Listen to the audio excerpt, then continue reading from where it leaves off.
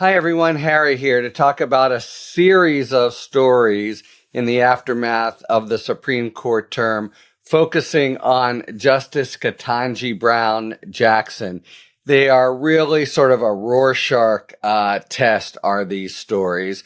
On the one hand, it's clear that she is become the target of special sort of ire and contempt from the some members of the conservative court, but more broadly, the kind of conservative legal culture. And on the other, it's clear she's become a figure to champion from people on the left. Let me lay out a little bit of the facts that are noteworthy and then go to the critiques. So it turns out that she has sort of shot out of the box as a new justice more quickly than have other justices in history in terms of her questioning on the bench, where she will question more than 50% as much as some other justices,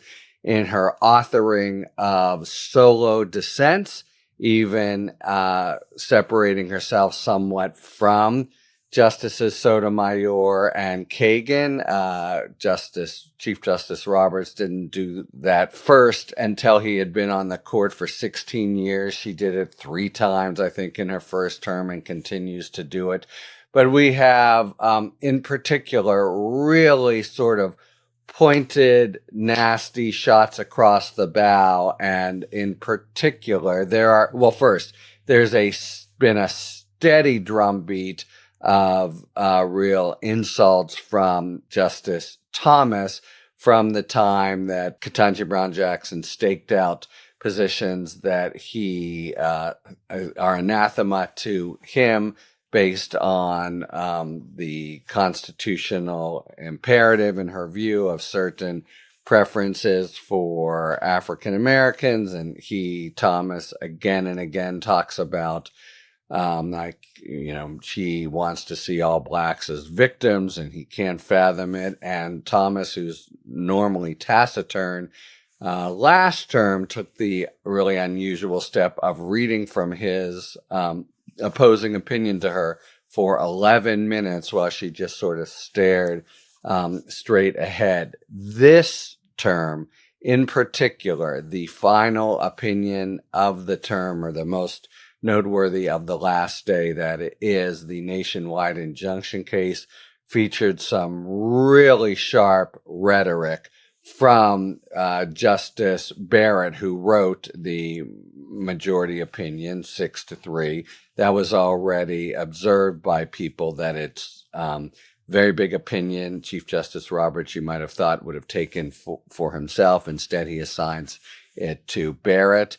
And she and Jackson have some really pointed exchanges. And so Barrett herself, very sort of high-handed, says that she believes the principal dissent that she's talking about, Sotomayor, focuses on conventional legal terrain. Justice Jackson, and she names her, chooses a startling line of attack that is tethered neither to these sources nor, frankly, to any doctrine whatsoever. And she basically accuses Jackson of making it all up. And then she also says that Jackson, some people are worried about supremacy of the executive branch. But she embraces a kind of judicial supremacy. This is Barrett, and these are really, fighting words on the court, as it were.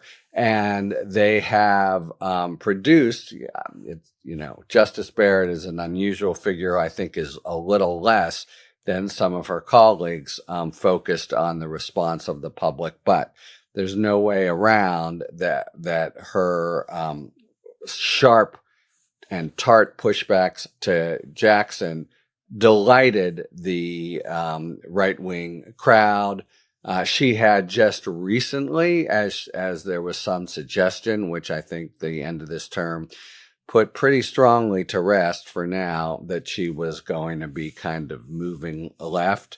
And at the time, some of the nasties on the MAGA side were saying she's a DEI hire, choosing for her gender. Now they are cheering her. This is Barrett again, because of her really harsh criticism of Jackson. And I'll just read, with some crowing that their earlier attacks on Justice Barrett had succeeded. Sometimes feeling the heat helps people see the light, said this very well-known legal activist with close ties to the Trump administration, the guy who seems to be running things. So notice they are saying in here, we criticize in the public in order to move the justices, and guess what? It works, which would be, very insulting to the justices. All right, now let's go to the other side.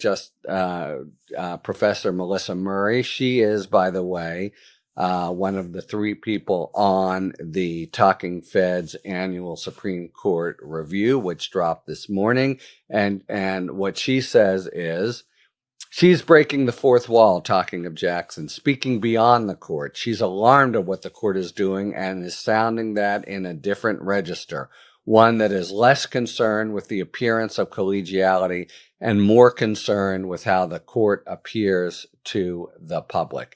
And I think that is really accurate. She's the one who's taken it on herself to not simply push back in terms of the flaws in conventional legal doctrine, but to say flat out, it's a perilous moment for our Constitution.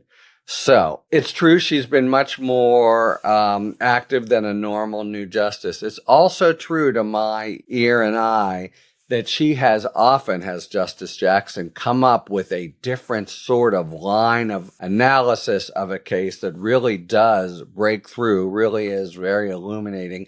She shows her experience on the district court where she served for 8 years.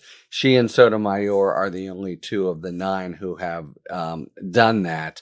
And so she has something of that mindset. She also took umbrage at that court's decision in the nationwide injunction case, which was basically a sharp kick in the teeth to district court judges, including district court judges who had been ill-served and treated in squirrely fashion by the administration. You might have thought the Supreme Court would have the back of those judges, but no such luck. So, it comes down. So in my mind, I've called it a Rorschach test. Let me just put my cards on the table, which is, you might say, maybe right-wingers would say, oh, she's just being hyperbolic. The sky is falling. She's being alarmist. I don't think so. So to hear Justice Ketanji Brown Jackson tell it, it's a perilous moment for our Constitution. Guess what? It is a perilous moment for our Constitution. And she says at one point in an opinion, it's not difficult to predict how this all ends if the Supreme Court continues on its way. Eventually, executive power will become completely uncontainable and our beloved constitutional republic will be no more.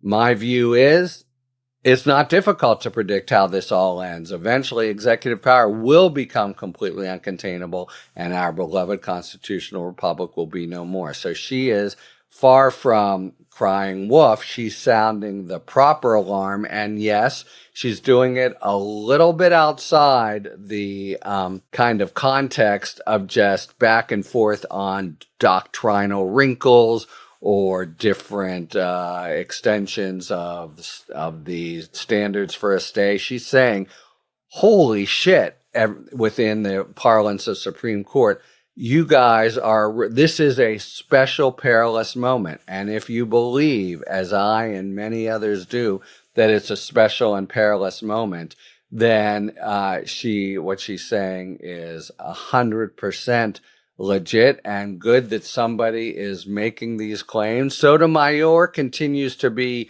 sort of overwrought sometimes in her opinions and pointing out the injustice to individual litigants.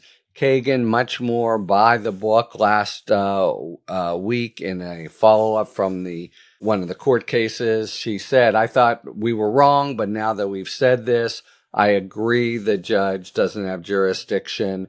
So she is more playing it in a lawyerly way. Ketanji Brown Jackson, I think, is serving this essential function that history will validate, and it's really important that someone play it. Given that that's my mindset, let me just double back to Barrett and say her criticisms are imperious and condescending and dismissive. She said again and again in the main case, the nationwide injunctions, she took Jackson to task for defying the Constitution and 200 years of law. That's total crap. Because the basis of the opinion was there's no constitutional reason that lower courts can't enter injunction. There's no 200 years of practice. It goes back and forth. The six were doing their basic judgment under the equitable powers of a court. That's something that they can do, saying, I think it's a bad judgment, but it's done under their equitable powers, saying, forget it, you lower courts. It is completely high-handed and nasty and dismissive and imperious of her, I gotta say, to take Jackson to task for ostensibly ignoring the Constitution or being about judicial supremacy. She's not doing that because it's not the basis of the opinion. And to the extent she is sounding the alarm should be sounded. So on all these sort of back and forth, it seems to me that Jackson's fulfilling a really important function, and history will validate that we are or were in a perilous moment. If we make it, that we were in one. If we don't, that we were in one and we lost. And it's good that she is being a sort of forceful voice there. She's also, I have to say, doing it with a real element of sort of good cheer, and she's not like nasty. There have been certain justices who have really taken on these battles with a very, very condescending ears. That's not her. And to me, that's another thing that makes the Barrett diatribes against her, really out of line. So that's what's happening, and that's my take. And, this is going to continue now because all signs are that the six are flexing their muscles in a way that won't even stop over the summer as they get emergency relief, which they say is theirs to do, and certainly won't going into next term. So it's a theme to follow. There's only so much the three can do, but one of the three is really saying what I think needs to be said. We are in a precarious moment. Talk to you later. Thanks for tuning in. If you enjoyed this video and other Talking Feds content, please take a second to like and subscribe. Talk to you later.